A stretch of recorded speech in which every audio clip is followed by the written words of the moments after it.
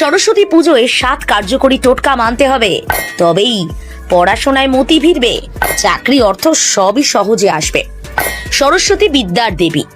বাড়ি, school, college, শিক্ষা প্রতিষ্ঠান, পাড়া সর্বত্র সরস্বতীর আরাধনা হয়। ভক্তিভরে বাগদেবীর পুজো করলে মনস্কামনা তো পূরণ হয়, পড়াশোনায় উন্নতি হয়। সকল বিদ্যার্থীর কাছে ওই জন্য বসন্ত পঞ্চমী খুব গুরুত্বপূর্ণ। জ্যোতিষশাস্ত্রে এই দিন কিছু বিশেষ টোটকা পালনের কথা বলা হয়েছে।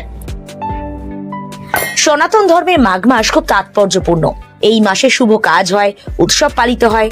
আর মাঘের শুক্লপক্ষের পঞ্চমীতে মা সরস্বতী আবির্ভূত হন।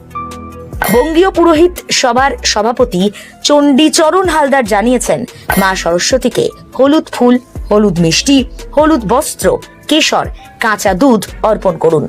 মা সরস্বতীর হাতে থাকা বইটিকে এদিন প্রত্যেক বিদ্যার্থী একবার স্পর্শ করুন, ভক্তিভরে প্রণাম করুন, পড়াশোনায় উন্নতি হবে। সরস্বতী পুজোর দিন পাকা হলুদ কলা, হলুদ বস্ত্র, হলুদ রঙের ডাল অর্পণ করুন। দেবী এতে সন্তুষ্ট হন।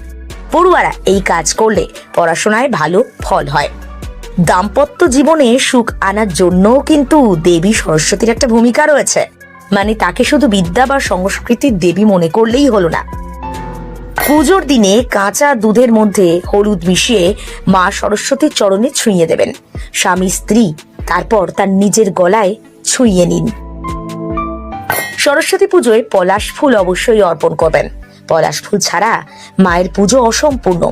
সরস্বতী পুজোর দিন দেবীকে বাসন্তী পোলাও দিতে পারেন ভোগে। এছাড়া খিচুড়ি তো রয়েইছে। সরস্বতী পুজোয় দেবীকে হলুদ বা সাদা মিষ্টি দেবেন। পুজো শেষে সেগুলো কোনো কুমারী মেয়েকে অবশ্যই দিয়ে দেবেন। সরস্বতী পুজো প্রত্যেকের খুব ভালো কাটুক।